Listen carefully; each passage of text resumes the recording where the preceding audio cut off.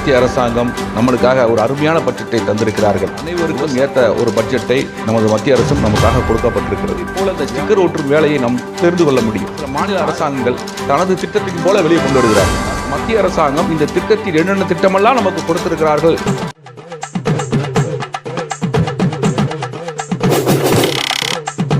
அனைவருக்கும் வணக்கம். 2025-26க்கு உண்டான பட்ஜெட் நமது மோடி அரசாங்கம், மத்திய அரசாங்கம் நம்மளுக்காக ஒரு அருமையான பட்ஜெட்டை தந்திருக்கிறார்கள்.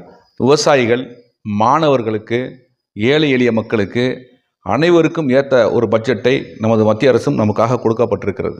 வியாபாரிகள் மட்டும் அல்லாமல் தொழிலாளர்கள், பிள்ளை தொழிலதிபர்களிலிருந்து சாதாரண குடிமகளிலிருந்து அனைவருக்கும் ஒரு நல்ல சிறந்த பட்ஜெட்டை, மக்களுக்கான பட்ஜெட்டை, மக்களுக்கு என்ன தேவை என்ற பட்ஜெட்டை, மக்களுக்கு எது தேவைப்படும் என்பதை உணர்ந்து அதற்காக நமது நிதியமைச்சர் நமக்கு கொடுத்திருக்கிறார்கள்.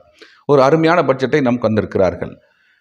மேலும் இந்த பட்ஜெட்டில் இருக்கக்கூடிய ஒவ்வொரு விஷயத்தையும், ஒவ்வொரு பட்ஜெட்டை தாக்கல் செய்யப்பட்ட ஒவ்வொரு அம்சத்தையும் நாம் இங்கே இந்தியாவில் குடியிருக்கக்கூடிய அனைத்து இந்திய குடிமகனும் தெரிந்து கொள்ள வேண்டும். ஏனென்று சொன்னால், மத்திய அரசாங்கம் கொடுக்கின்ற திட்டத்தை அனைத்தையுமே சில மாநில அரசாங்கங்கள் தனது திட்டத்தின் போல வெளியே கொண்டு வருகிறார்கள். அதை நாம் தெரிந்து கொள்ள வேண்டும் என்றால், மத்திய அரசாங்கம் இந்த திட்டத்தில் என்னென்ன திட்டமெல்லாம் நமக்கு கொடுத்திருக்கிறார்கள் என்பதை தெரிந்து கொண்டால்தான் மாநில அரசாங்கங்கள் நாங்கள் செய்வதைப் போல இந்த ஸ்டிக்கர் ஒட்டும் வேலையை நாம் தெரிந்து கொள்ள முடியும். ஆகையால் மத்திய அரசாங்கம் வழங்குகின்ற அனைத்து திட்டத்தையும், பட்ஜெட்டை நாம் தெரிந்து வேண்டும்.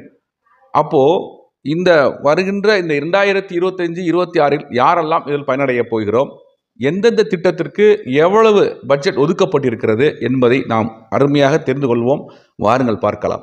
வேளாண்மை வளர்ச்சிக்காக முதலாவது வேளாண்மை அடையாள அட்டைகள் மூலம் கடனுதவி விரிவாக்கம். வேளாண் கடன் அட்டைகள் மூலம் பெறப்படும் கடன் தொகை 3 லட்சத்தில் இருந்து 5 லட்சம் ரூபாயாக திருத்தி அமைக்கப்பட்ட வட்டி மானிய விகிதத்தின் கீழ் கடனுதவி உச்சவரம்பில் நிர்ணயிக்கப்படும். மீன்வள அதிகரிக்க புதிய திட்டங்கள் அறிவிக்கப்படுகிறது.